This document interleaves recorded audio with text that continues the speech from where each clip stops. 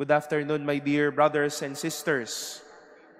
Still a Merry and a Blessed Christmas to all of you. Maligayang Pasko po sa inyong lahat. At palagay ko po, hindi naman po ito ang madalas na crowd natin kada tanghali. I welcome our pilgrims from all over the places here to the Manila Cathedral in the name of Monsignor Rolly, our dear Rector. Palakpakan po natin sila. Maligayang pagdating po sa inyo. My dear brothers and sisters, if you have the leisure of reading the last gospel, the Gospel of St. John, you will notice that for many times, or if not for sometimes, John will be called the beloved disciple or the disciple whom Jesus loved. Mailap na ilang beses lamang niyang mabanggit ang kanyang pangalan na Juan.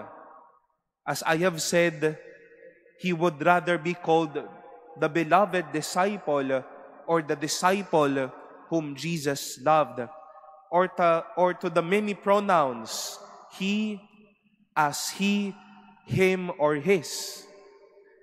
Will it be an issue that he won't be called by his name or just by simply calling him the beloved? I think it is far beyond.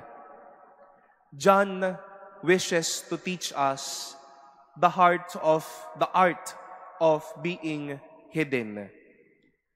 If John the Baptist said that Jesus must increase, I must decrease, John the Beloved teaches us to be hidden, maging tago, not to be secretive, but to be hidden.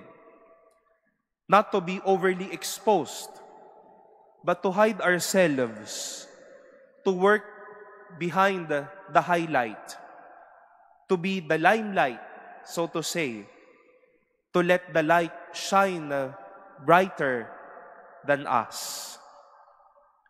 In these times when name bragging, personality exposure, titles one after the other, wishes to be loud and proud, just 2 days after Christmas, John teaches us to be hidden. Baka sa masyadong paglalantad, pagpapakita, pagpapaalam, o sa masyadong pagyayabang ng ating mga pangalan, pagkatao o titulo sa buhay, iba ang mapakilala natin at hindi na ang Diyos. Readings John's Gospel, we can see and even read how He has been faithful to this. It was totally highlighting Christ. Maybe peculiar to Him, you would see always Jesus talking, because that has been His apostolate, to highlight Christ and not Himself. Kung meron man siya, sabi ko nga po, He will call Himself that beloved disciple, or to the many names or pronouns that is attributed to Him. He remained hidden. He remained humble, so that once again, Christ will shine and not Him. John loved a hidden life, not because he was shy, but because he wanted the Lord to be the highlight of our lives, to be the highlight as well of His life.